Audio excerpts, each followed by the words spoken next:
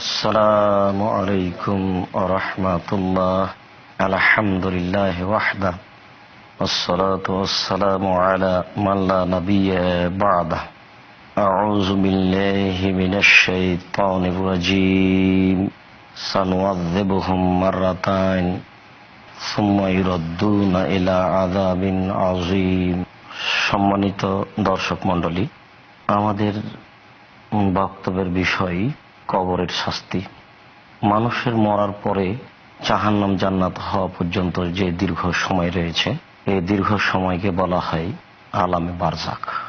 এটা একটা সময় যে সময়ে মানুষকে কবরে শাস্তি দেওয়া হয় অথবা শান্তিতে রাখা হয়। কবর বলতে কোনো নির্ধারিত স্থান নয়। অনেক মানুষই আগুনে পুড়ে মারা যায়, অনেক মানুষকেই কোনো পশু প্রাণী খেয়ে নেয়, তাদের কোন নির্ধারিত কবর নেই। এই জন্য কবর বলতে যদি আমরা বুঝি বাড়ির পিছন দিকে বা কোনো একটা নির্ধারিত স্থানে কবর আছে সেখানে শাস্তি হয়, মূলত তা নয়। মরার পর থেকে নিয়ে বিচারের দিন পর্যন্ত দীর্ঘ সময় যে মানুষ আলামে বারজাখে থাকে, এই সময়টাকে বলা হয় কবর বা আলামে বারজাখ। মরার পরে মানুষ তিনটে বড় বিপদের সম্মুখীন হয়, যেখানে মানুষের নিজে থেকে ব্যক্তিগতভাবে কিছু করার থাকে না। এই সময়ে মানুষ হয় বড় অসহায়, বড় নিরুপায়। তার একটা হচ্ছে কবর। মানুষের জন্য কবর একটা জটিল ও কঠিন জায়গা। কবরের শাস্তি মানুষকে বাহ্যিকভাবে বোঝানো কঠিন। কবরের শাস্তি ঠিক এইভাবে আমরা বুঝতে পারি যে একজন মানুষ ঘুমিয়ে আছে আর একজন মানুষ পাশে বসে আছে। যে ব্যক্তি ঘুমিয়ে আছে সে স্বপ্নে দেখছে যে তাকে গোখরা সাপ অথবা কোনো হিংস্র প্রাণী ধাওয়া করছে, তাড়া দিচ্ছে। সে চিৎকার করে দৌড়িয়ে পালাচ্ছে। পাশে যে ব্যক্তি বসে আছে সে এই হিংস্র প্রাণীকে দেখতে পায় না, কিন্তু তার শরীর দিকে কিছুটা আঁচ করছে। অথচ যে ব্যক্তি ঘুমিয়ে আছে সে হিংস্র প্রাণী ঠিকই দেখতে পাচ্ছে।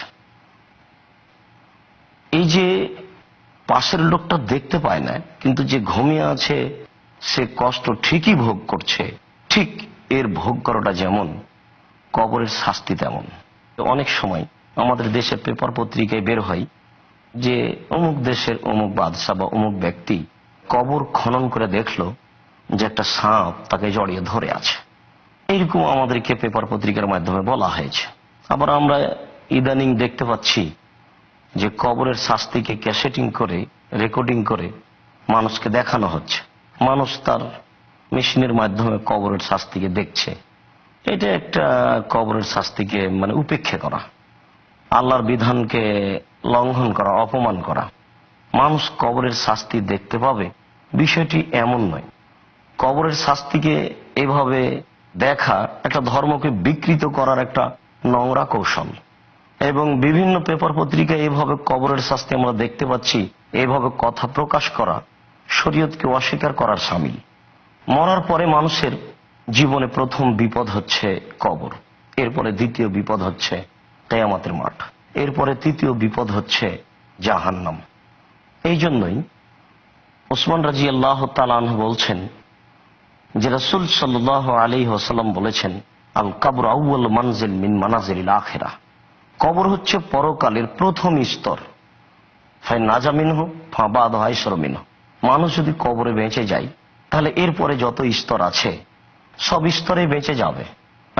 মিনহু ফাবাদ আসাদ মিনহু। আর যদি মানুষ কবরে বাঁচতে না পারে তাহলে এরপরে যত স্তর আছে সেগুলো আরো জটিল আর কঠিন হয়ে যাবে। আমরা অত্র হাদিস থেকে বুঝে নিতে পারি যে কবর একটা জটিল ও কঠিন জায়গা। যদি মানুষ এখানে বাঁচতে না পারে তাহলে এর পরের স্তর কিয়ামত, সেটা আরো কঠিন হবে। এর পরের স্তর জাহান্নাম, যেটা আরো কঠিন হবে। আল্লাহ তাআলা বলেন, সানুআযিবুহুম মাররাতাইন। অচিরে আমি তাদেরকে বারবার শাস্তি দেব। সুম্মা ইউরাদ্দুনা ইলা আযাবিন আযীম। এরপর তাদেরকে আমি একটা পীড়াদায়ক, একটা বড় কঠিন শাস্তির দিকে নিয়ে যাব। অত্র আয়াতে আল্লাহ তাআলা বললেন, আমি তাদেরকে বারবার শাস্তি দিব এটাই হচ্ছে কবরের শাস্তি। এই শাস্তির পরে তার জন্য আবার শাস্তি আছে জাহান্নাম, সেটা কবরের চেয়ে আরো জটিল। এখান থেকে বোঝা যাচ্ছে যে আল্লাহ তাআলা বলছেন কবরের শাস্তি যত কঠিন, জাহান্নামের শাস্তি তার চেয়ে অনেক বেশি কঠিন। কেননা অত্র আয়াতে আল্লাহ তাআলা বলছেন আমি তাদেরকে বারবার শাস্তি দিব, তারপর তাদেরকে আমি একটা কঠিন ও জটিল শাস্তির দিকে, বড় শাস্তির দিকে নিয়ে যাব। আমরা কবরের শাস্তি রাসূল সাল্লাল্লাহু আলাইহি সাল্লামের বিবরণ থেকে স্পষ্টভাবে বুঝতে পারি। রাসূল সাল্লাল্লাহু আলাইহি ওয়াসাল্লাম বলেছেন ইন্নাল আবদা ইযা উযিয়া ফি কবরিহি ওয়া তাওয়াল্লা আনহু আসাবুহু, যখন কোনো মানুষকে কবরে রেখে, যারা কবরে রাখতে এসেছে তারা চলে যায়, যখন কোনো মৃত ব্যক্তিকে কবরে রেখে মানুষ চলে যায়, লাতাসমাউ কারানি আলাইহিম, তখন এই কবরের ব্যক্তি তাদের চলে যাওয়ার জুতার আওয়াজ শুনতে পায়। একটা মানুষ কবরে পড়ে থাকবে, আর যারা তাকে রেখে চলে যাচ্ছে তার চলে যাওয়াটা সে বুঝতে পারবে, তার কিছু বলার থাকবে না। কবর যে কত নিরুপায়, কবর যে মানুষের জন্য কত অসহায়, তা ভাষায় প্রকাশ করা যেমন কঠিন, কলমে লিখে দেখানো তেমন কঠিন। অবশ্য অত্র হাদিসের এই বাক্য থেকে আমরা এটুকু বুঝতে পারছি যে কবরের ব্যক্তি তাদের চলে যাওয়া অবস্থাকে জানতে পারে। এখানে আমাদের একটা কথা ভালোভাবে অবগতিতে থাকা জরুরি যে মরে যাওয়া ব্যক্তি দুনিয়াবী ব্যক্তির কোনো কাজকর্মকে বুঝতে পারে না, আঁচ করতে পারে না। কোনো মানুষ মৃত মানুষকে তার কোনো কিছু শোনাতেও পারে না। আল্লাহ তাআলা বলেছেন যে তোমরা মৃত মানুষকে তোমাদের কোনো কথা, কর্ম, ভাষা বুঝাতে পারবে না। কিন্তু এখানে বোঝা যাচ্ছে যে কবর থেকে সে জানতে পারে। এটা হচ্ছে সাময়িক। রাসূল সাল্লাল্লাহু আলাইহি সাল্লাম সবসময় কবরের ব্যক্তি, উপরের ব্যক্তির কাজকর্ম বুঝতে পারে, শুনতে পায়, এবার তিনি কিছু বলেননি, বরং আল্লাহ না করেছেন। এখান থেকে আমাদেরকে বুঝে নিতে হবে যে রেখে যাওয়ার সময়তেই মাত্র এই লাশ বুঝতে পারে যে আমাকে রেখে চলে গেল, এটা সব সময় নয়। আর এটা হচ্ছে তাকে অসহায় বোঝানোর জন্য, তার নিরুপায় বোঝানোর জন্য। অবশ্য বুখারী মুসলিমের হাদিসে আমরা এভাবে জেনেছি যে বদরের যুদ্ধের ওই মুশরিক অমুসলিম লাশগুলিকে একটা ইদারায় ফেলে দিয়ে রাসূল সাল্লাল্লাহু আলাইহি সাল্লাম পাশে দাঁড়িয়ে বলছিলেন যে আল্লাহ তোমাদের সাথে যে ওয়াদা করেছেন সেটা কি পেয়েছো?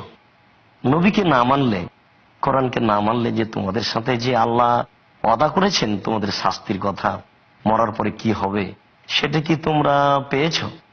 তো পাশে উমর রাদিয়াল্লাহু তাআলা আনহু ছিলেন।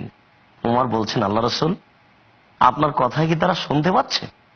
আল্লাহ রাসূল বললেন, উমর, আমার কথা তোমরা যা শুনছো তারা তার চেয়ে বেশি শুনছে। তাহলে বুখারী মুসলিমের এই হাদিসও কোরআনের ওই বিবরণের উল্টা হয়। এখানে আমাদেরকে বুঝে নিতে হবে যে এটা রাসূল সাল্লাল্লাহু আলাইহি সাল্লামের একটা সাময়িক অলৌকিক ক্ষমতা, যাকে বলা হয় মুজিজা। এটা অলৌকিক ক্ষমতা।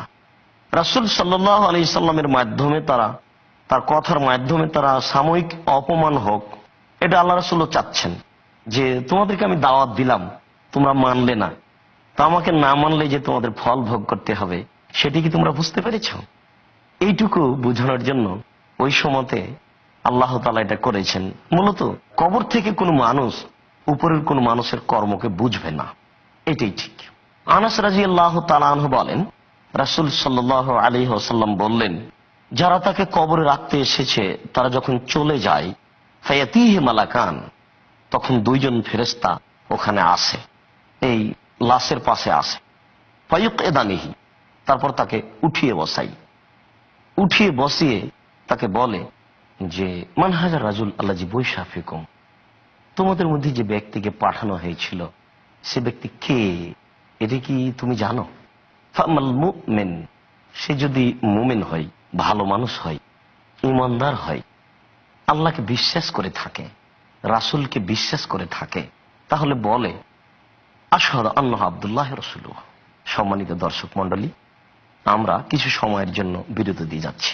আমরা আশা করছি আপনারা অপেক্ষা করবেন, পরবর্তীতে আপনাদের সাথে এ বিষয়ে আবারও কথা হবে। শুকরিয়া, আসসালামু আলাইকুম।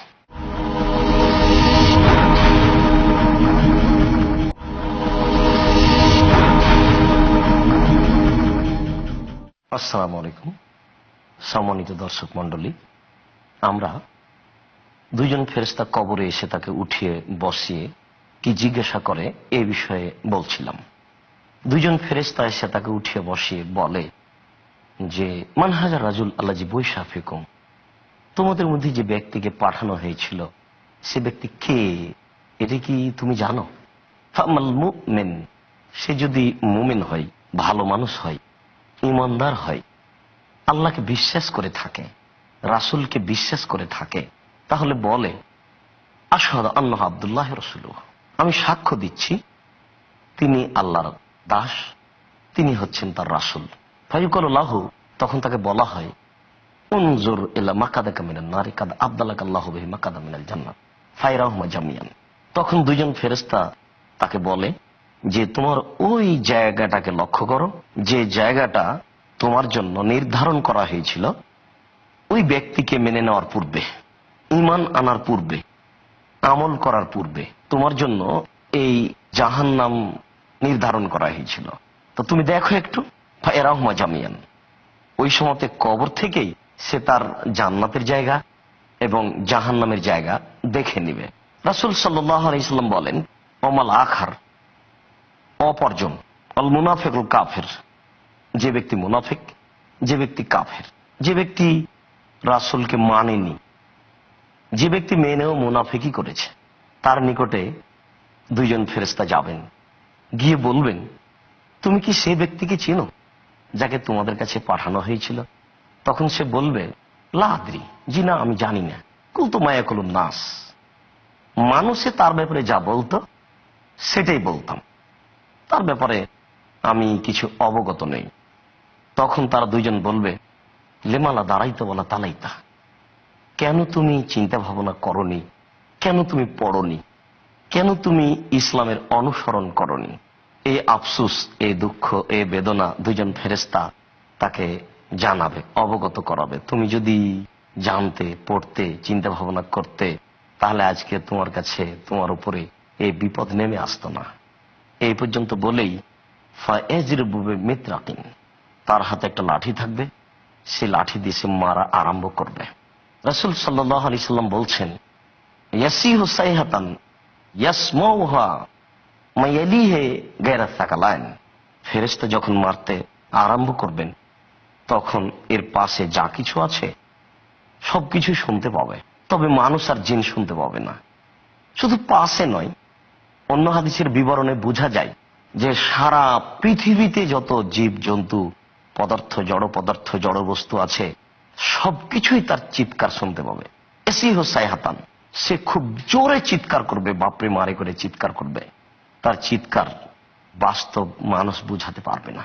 সত্যিকারী আল্লাহ রাসূল বলেছেন যে বিবরণ, সেটা আমরা জাতির সামনে, দর্শকের সামনে পেশ করছি। কিন্তু কবরের ফেরেশতাদের পক্ষ থেকে মারটা কত কঠিন এবং তার চিৎকার কত জটিল, এটা মানুষকে বোঝানো খুব কঠিন। কেননা রাসূল সাল্লাল্লাহু আলাইহি ওয়াসাল্লাম বলছেন তার চিৎকার শুনতে পাবে সারা পৃথিবীতে যত জীবজন্তু, পদার্থ, জড় পদার্থ রয়েছে। তাহলে এটা খুব কঠিন নয়। এখান থেকে 50,000 কিলোমিটার দূরে যে বস্তু রয়েছে, জড় বস্তু, 100,000 কিলোমিটার দূরে যে জড় বস্তু রয়েছে, সেও শুনতে পাবে যে এখানটা কবরে শাস্তি হচ্ছে। তাহলে কি আমরা মানুষকে বুঝাতে সক্ষম যে তার চিৎকারের শব্দ কত কঠিন, কত বেশি? এটি কি মানুষের পক্ষে সম্ভব? এটা মেনে নিতে হবে যে শাস্তি হবে। মেনে নেওয়াটাই ইসলাম, মেনে নেওয়াটাই ধর্ম। আব্দুল ইবনে উমর রাদিয়াল্লাহু তাআলা আনহু বলেন রাসূল সাল্লাল্লাহু আলাইহি ওয়াসাল্লাম বলেছেন ইন্নাল আবদা ইজা মাতা, যখন কোনো মানুষ মারা যায়, ওরিজা আলাইহি মাকাদহু বিল গাদাতে ওয়াল আশিয়ে, প্রত্যেকটা মানুষ যখন মারা যায় তখন তার সামনে সকালে ও বিকালে তার স্থানটাকে পেশ করা হয়। জাহান্নামে যে স্থানে থাকবে মূলত সেই স্থানকে পেশ করা হয়। আমি সম্মানিত দর্শক মন্ডলীকে বলতে চাচ্ছি যে আমরা আমাদের আলোচনার প্রারম্ভে বলেছিলাম যে কবর বলতে বাড়ির পিছন দিকে যে গর্ত, মূলত সেটা নয়। কবর বলতে যে কবর স্থান যেখানে মানুষকে রেখে আসা হয়, সেটা নয়। কবর বলতে একটা সময়, আলামে বারজাক, যেখানে মানুষকে জান্নাতের সুব্যবস্থা, ভোগ বিলাসের পথ ও পন্থা করে দেওয়া হয় এবং জাহান্নামের কঠিন শাস্তির মধ্যে নিক্ষেপ করা হয় জাহান্নামে না দিয়েই। এটাই হচ্ছে একটা সময় আলামে বারজাখ। দেখুন এখানে নবী করিম সাল্লাল্লাহু আলাইহি সাল্লাম বলছেন, যখন কোনো মানুষ মারা যায়, ওরে যা আলাইহে, তার স্থানটা তার সামনে পেশ করা হয় সকালে ও বিকেলে। ইনকানা মিন আহলিন নার ফামিন আহলিন নার, ওয়াইনকানা মিন আহলিল জান্নাহ ফামিন আহলিল জান্নাহ। সে যদি জাহান্নামী হয় তাহলে জাহান্নামকে তার সামনে পেশ করা হয়, সে দেখে বুঝতে পারে যে এটা আমার থাকার জায়গা। যদি সে জান্নাতি হয় তাহলে তার জান্নাতকে তার সামনে পেশ করা হয়, সে দেখে বুঝতে পারে যে এটা আমার থাকার জায়গা। হাদিস তো বুখারী মুসলিমের সমভাবে বর্ণিত রয়েছে। সম্মানিত দর্শক মণ্ডলী, আমরা অত্র বুখারী মুসলিমের হাদিস থেকে খুব স্পষ্টভাবে বুঝতে পারছি যে মরার পরে মানুষকে তার স্থান সকালে সন্ধ্যায় পেশ করা হয়। কবরের শাস্তি একটা কঠিন ও জটিল, কবর একটা কঠিন ও জটিল জায়গা। মরার পরে বিচারের দিন পর্যন্ত একটা কঠিন সময়। সম্মানিত দর্শক মণ্ডলী, রাসূল সাল্লাল্লাহু আলাইহি ওয়াসাল্লাম বলেছেন, যতদিন পর্যন্ত আল্লাহ তাআলা তাকে পুনরায় তার স্থান থেকে না উঠাচ্ছে, অর্থাৎ যতদিন পর্যন্ত বিচারের দিন ফিরে না আসছে, ততদিন পর্যন্ত এভাবে হতেই থাকবে, এভাবেও দেখতেই থাকবে। যেদিন বিচারের দিন চলে আসবে, যেদিন মানুষকে কবর থেকে উঠানো হবে, সেদিন তার এই শাস্তি বন্ধ হবে। এরপরে কবরের এই কিয়ামতের মাঠে তার জাহান্নামও হতে পারে, তার জান্নাতও হতে পারে।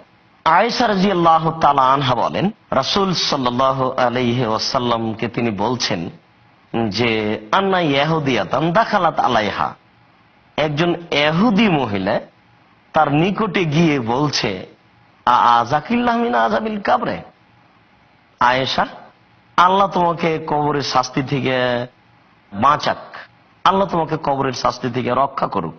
আল্লাহ রাসূল, কবরে কি শাস্তি হয়?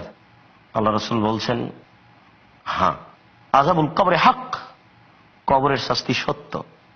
আয়েশা রাদিয়াল্লাহু তাআলা আনহা বলছেন, ফামা রাআইতু রাসূলুল্লাহ সাল্লাল্লাহু আলাইহি ওয়াসাল্লাম সাল্লা সালাতান কাত্ত আও সাল্লা বাদাল ইয়াউম, এই দিনের পরে আমি আল্লাহ রাসূলকে আর এমন কোনদিন সালাত আদায় করতে দেখিনি যে সালাতের পরে তিনি কবরের শাস্তি থেকে পরিত্রাণ চাচ্ছে না।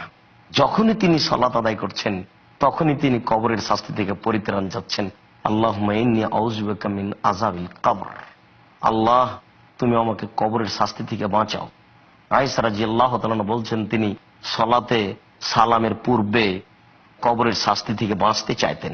অত্র বুখারী মুসলিমের হাদিস থেকে আমরা বুঝতে পারছি যে প্রত্যেকটা মানুষের একটা জরুরি কর্তব্য সালাতে সালাম ফেরার পূর্বে কবরের শাস্তি থেকে বাঁচতে চাওয়া। আল্লাহুম্মা ইন্নী আউযু বিকা মিন আযাবি জাহান্নাম ওয়া আউযু বিকা মিন আযাবিল কবর, আল্লাহ তুমি আমাকে জাহান্নাম থেকে বাঁচাও, তুমি আমাকে কবরের শাস্তি থেকে বাঁচাও। আয়েশা রাদিয়াল্লাহু তাআলা আনহা বলেন যে আমি একদা বাড়িতে বসে আছি, হঠাৎ একজন ইহুদি মহিলা এসে বলছে যে তুমি আমাকে কিছু খাবার দাও, আল্লাহ তোমাকে কবরের শাস্তি থেকে রক্ষা করবে। আয়েশা রাদিয়াল্লাহু তাআলা বলছেন যে তুমি থামো, ইহুদি মহিলা তুমি থামো, কবরের শাস্তি হয় বিষয়টি আমি অবগত নই, আল্লাহ রাসূল আসুক, আমি বিষয়টি আল্লাহ রাসূলকে জিজ্ঞাসা করি। তারপরে ইহুদি মহিলাকে আটকে দেওয়া হলো। আল্লাহ রাসূল বাসায় আসলেন। আয়েশা রাদিয়াল্লাহু তাআলা বলছেন, ইহুদি মহিলা বলছে যে কবরে শাস্তি হয়। কি বলছে ইহুদি মহিলা? ইহুদি মহিলা বলছে যে কবরে শাস্তি হয়। এই পর্যন্ত বলতেই আল্লাহ রাসূল বলছেন, নাম আযাবুল কবরে হক, কবরের শাস্তি সত্য। এই কথা বলেই তিনি দাঁড়িয়ে গেলেন। অরাফায়া দাইহে, তারপর দুই হাত উঠালেন। দুই হাত উঠিয়ে আল্লাহর নবী দীর্ঘ সময় ধরে আল্লাহর দরবারে কবরের শাস্তি থেকে পরিত্রাণ চাইলেন, কবরের শাস্তি থেকে বাঁচতে চাইলেন। সম্মানিত দর্শক মণ্ডলী, আমরা এখানে দুইটি জিনিস লক্ষ্য করতে পারি। তার একটা জরুরি কথা, দেখুন শরীয়তের বিষয়টি কত জটিল। শরীয়তের বিষয়টি আমরা সহজভাবে দেখি। আমরা জনসমাজে একটা কোরআন হাদিসের কথা বললে সবাই দুর্বল বলি যে ওটা থাকতে পারে হাদিসে। একটা মিথ্যা কথা বললো ধর্মের নামে, আর একজন বললে হতেও পারে। 5 জন আলেম এক জায়গাতে বসে আছে, রাসূলের নামে একটা কথা বললো, কথাটা রাসূলের কি না ঠিক কি বেঠিক কেউ তদন্ত করতে চায় না। সম্মানিত দর্শক মন্ডলী, আয়েশা রাদিয়াল্লাহু তাআলা আনহা বলছেন, এই মেয়ে থামো, আল্লাহ রাসূল আসুক, তাকে জিজ্ঞাসা করি কবরের শাস্তি ঠিক কিনা, তারপরে তুমি যাবা, তুমি তার আগে যেতে পারবে না। দেখুন আয়েশা রাদিয়াল্লাহু তাআলা কিভাবে তাকে ঠেকালেন, জিনিসটা হক কি না হক এটা জানার জন্য। কবরের শাস্তি হয় কি না হয়, ইহুদি মহিলা কি মিথ্যা কথা বলছে, এটা তিনি প্রমাণ করার জন্য তাকে আটকে দিলেন। আমি কথার মধ্যে কথা সম্মানিত দর্শক মন্ডলীকে বলবো যে আপনারা যদি কোনোদিন এরকমই ধর্মের নামে কোনো কথা শুনতে পান, তাহলে তার প্রমাণ চাইতে হবে যে এটা রাসূল বলেছেন কিনা। পরের অংশে আমরা অত্র হাদিসে যেটা বুঝতে পারলাম সেটা হচ্ছে এই যে কবরের শাস্তিকে লক্ষ্য করে, কবরের শাস্তিকে হিসাব করে আমাদেরকে আল্লাহর নিকটে ক্ষমা চাইতে হবে, এমনকি হাত তুলে দোয়া প্রার্থনা করতে হবে। আল্লাহ রাসূল কবরের শাস্তি থেকে বাঁচার জন্য দাঁড়িয়ে গেলেন এবং প্রার্থনা করতে লাগলেন। সম্মানিত দর্শক মন্ডলী, যে কোনো সময়ে, এখন, পরে, রাতের অন্ধকারে অজু করে দাঁড়িয়ে গিয়ে দীর্ঘ সময় ধরে আল্লাহর দরবারে দোয়া প্রার্থনা করতে হবে। আল্লাহ, আমরা মানুষ, আমাদের ভুল ত্রুটি হতে পারে, তুমি আমাদেরকে কবরের শাস্তি থেকে রক্ষা করো। সম্মানিত দর্শক মন্ডলী, আমরা অত্র হাদিসের শেষ অংশে যেটা বুঝলাম, আমরা অবশ্যই সময়ে আল্লাহর ভয়কে খেয়াল করে কবরের শাস্তি থেকে বাঁচার জন্য হাত তুলে এককভাবে প্রার্থনা করব, আল্লাহ তুমি আমাদেরকে কবুল করো। আল্লাহুম্মা আমিন। আসসালামু আলাইকুম।